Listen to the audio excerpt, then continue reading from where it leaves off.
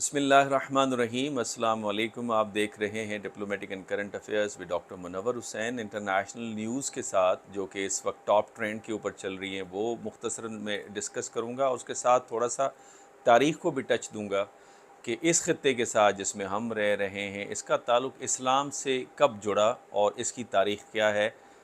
इस हवाले से एक पीएचडी थीसिस है, एक पीएचडी का मकाला है, उस रिसर्च के बारे में हम बात करेंगे। सबसे जो अफसोसनाक ख़बर है वो जड़ांवाला से है और फैसलाबाद से है, जो कि पाकिस्तान का इंडस्ट्रियल सिटी है, जो कि बहुत सारी अपनी महारतों की वजह से दुनिया के अंदर मशहूर है। स्पेशली फ़ुटबॉल जो है पाकिस्तान का फ़ीफ़ा से वाइड अप्रूव्ड फ़ुटबॉल वो पाकिस्तान से जाता है फ़ीफ़ा के वर्ल्ड कप के अंदर। लेकिन अफसोसनाक ख़बर ये है कि जो हमारी क्रिश्चियन कम्युनिटी हैं, जो हमारे क्रिश्चियंस भाई हैं, जो क्रिश्चियन पाकिस्तानी हैं, उनके ऊपर हमला हुआ इस इल्ज़ाम में कि 2 क्रिश्चियंस ने कुरान पाक की बेहुरमती की है।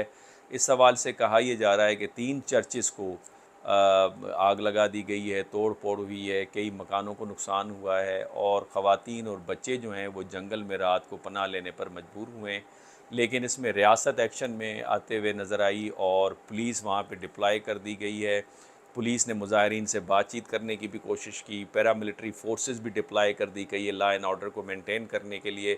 और केयर टेकर प्राइम मिनिस्टर काकर साहब ने हुक्म जारी कर दिया है कि जो मुजरमीन हैं उनको कैफ़रे किरदार तक पहुँचाया जाए।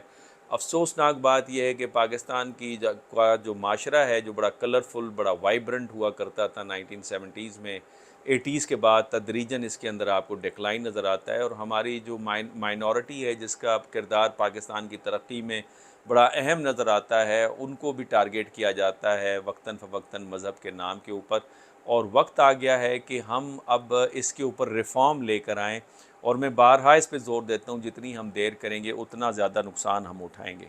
इसके अलावा दूसरा टॉप ट्रेंड जो न्यूज़ इस वक्त चल रही है वो ताइवान के नायब सदर के हवाले से है। उनका एक बयान सामने आ गया है कि चाइना का अगर मिलिट्री एक्शन लेता है, नायब सदर का जो स्टॉप ओवर था अमेरिका में, न्यूयॉर्क में और वापसी के ऊपर सन फ्रांसिस्को, इस हवाले से अगर मिलिट्री एक्शन लेता है तो ये ताइवान के ऊपर उनके अंदरूनी मामलात के अंदर मुदाखलत कंसिडर की जाएगी, लिहाजा वो इसको टॉलरेट नहीं करेंगे। तो ये बयान इस वक्त अहम है। इसके ऊपर मैंने तफसीलन वीलॉग भी बनाया है, चूँकि चाइना वन पॉलिसी का कायल तो ख़ुद अमेरिका भी रहा है और पूरी दुनिया रही है, और पाकिस्तान तो इस मामले के ऊपर चाइना के साथ खड़ा हुआ है और चाइना इस पॉलिसी से पीछे हटने को तैयार नहीं है। इस हवाले से चाइना की मिलिट्री एक्सरसाइजेज़ हम इवन ताइवान के पानियों तक देखते हैं।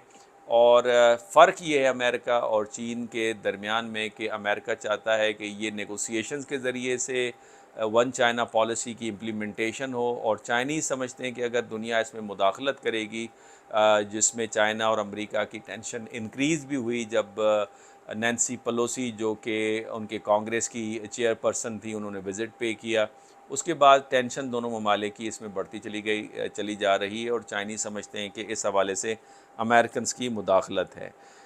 इसके अलावा महबूबा मुफ्ती साहिबा का बड़ा इम्पॉर्टेंट बयान आया है। एएनआई और इंडिया टुडे ने और इंडिया टीवी ने इस खबर को नशर किया है, जिसमें उन्होंने कहा है कि idea of India is on trial.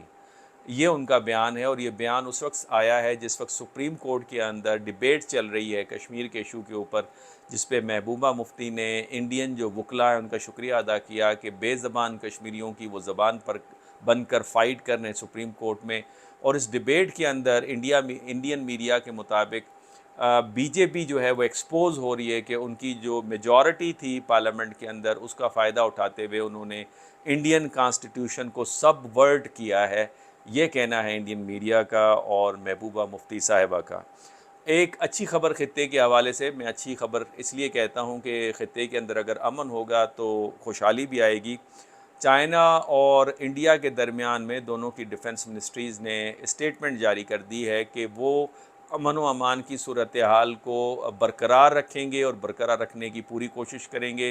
Tension होने के बावजूद जो कॉन्फ्लिक्टिंग एरियाज़ हैं या बॉर्डर हैं उस इशू के ऊपर माज़रत के साथ, हालांकि दोनों की स्टेटमेंट्स के अंदर कहीं से ये वाज़े नहीं है कि दोनों एक दूसरे को कंसेशन देने के लिए तैयार हैं। अब आ जाते हैं जनाब तारीख़ के ऊपर, और आज मैंने एक बहुत ही प्रेस्टीजियस इंस्टीट्यूशन है इस्लामाबाद के अंदर, अली ट्रस्ट, और मैं काफ़ी खुश हुआ वहाँ जाके कि पाकिस्तान के जो निजी इदारे हैं वो किस हद तक काम कर रहे हैं, जिसमें वो 1 रुपया भी फ़ीस का नहीं लेते और पाकिस्तान के मुख्तलिफ़ हिस्सों से गरीब बच्चों को हर प्रोविंस से 40 के करीब गरीब बच्चों को उठाते हैं और उनकी बेहतरीन अंदाज से तरबियत करते हैं। आज मैंने वहाँ पे लेक्चर डिलीवर किया जेनेसिस ऑफ पाकिस्तान के ऊपर, और मुझे खुशी हुई जिस तरह के सवालात सामने आए। वो काफ़ी अच्छे सवालात थे, बल्कि अगर मैं ये कहूँ कि वो जो school and college class grade 6 से लेकर 12 तक था, लेकिन उनके सवालात अंडर ग्रेड लेवल या उससे ज़रा ऊपर के सवालात थे, बड़े क्रिटिकल क्वेश्चन थे। मुझे उस हवाले से सुनकर खुशी हुई।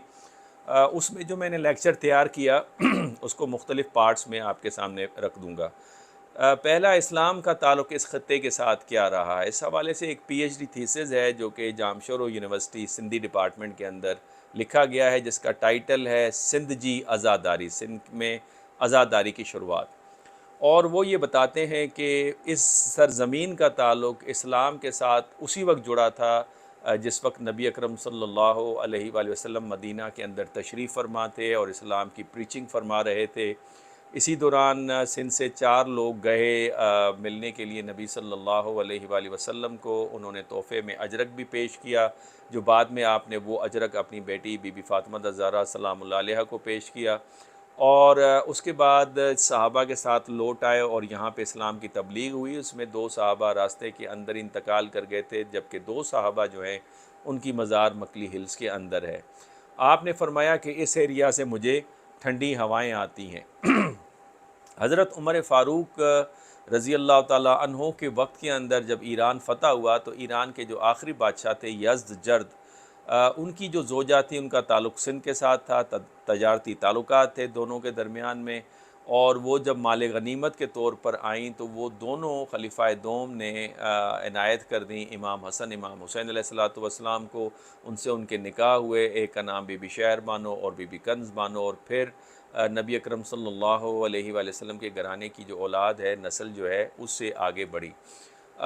तीसरा जो एक इम्पॉर्टेंट लिंकेज मिलता है वो हज़रत अली करमुल्लाह वजह के हवाले से मिलता है कि उन्होंने एक निकाह सिंध से ख़ातून से की जिनके बेटे का नाम मोहम्मद हनफिया था। और फिर इसी तरीके से करबला के अंदर आपके फ़र्जंद इमाम हुसैन अलैहिस्सलातु वस्सलाम ने, कहा जाता है, एक नैरेटिव ये है, एक बयान हमारे सामने आता है कि अगर मुझे इजाज़त दी जाए तो मैं सिंध की तरफ चला जाऊँ। फिर आपके जो फ़र्जंद थे अब्दुल्ला, जिन्हें ज़ैनुल आबिदीन का तखल्लुस था, उन्होंने भी एक निकाह सिंध की ख़ातून के साथ किया था जिनसे एक फ़र्जंद था जिनका नाम अब्दुल्ला था, और वो भी मकली हिल्स के अंदर मदफून है। तो इस तरह से एक लिंकेज आपको नज़र आता है। और उसके बाद जिस वक्त बनु उमय्या के वक्त के अंदर हाशमाइट्स पे रिप्रेशन शुरू हुआ तो वो वहाँ से माइग्रेट करके मुख्तलिफ़ दुनिया के हिस्सों में गए और बहुत सारे सिंध की तरफ भी आए, जिसमें अब्दुल्ला शाह गाज़ी जिनकी मज़ार कराची के अंदर है, वो भी इसी तरह से तशरीफ़ लाए थे और शहादत के बाद उनका मरकज़ भी यहीं पे बना। तो हमारी जो तारीख़ है इस हवाले से इस्लाम के साथ वो पुरानी है। और फिर मोहम्मद बिन कासिम का जो आना था, एक्सपीडिशन जो थी, मिलिट्री एक्सपीडिशन राजा दाहिर के ख़िलाफ़, उस पर मैं तफ़सीलन कभी बात करूँगा। उसके ऊपर बहुत सारे नैरेटिव हैं। अलबत्ता उनके साथ जो फ़ौज आई उसके बाद बहुत सारे लोगों ने यहाँ पे राइश अख्तियार कर ली। और इस ख़ित्ते के साथ अरबों का ताल्लुक़ भी बड़ा पुराना है, चूँकि तजारत का ये मरकज़ था किसी वक्त में दीबल की बंदरगाह, और अरब्स जो थे वो तजारत करते थे और यहाँ से श्रीलंका तक जाते थे, वेयर हाउसेस थे उनके। और यहाँ के जो नेटिव लोग थे वो अरबों से काफ़ी खुश थे और वो समझते थे कि ये खुशहाली का बाइस है, इनकी वजह से जो वेल्थ है वो इस दुनिया के हिस्से की तरफ आ रही है। अगली बात अगले व्लॉग के अंदर करूँगा। इजाज़त दीजिए, अल्लाह हाफ़िज़।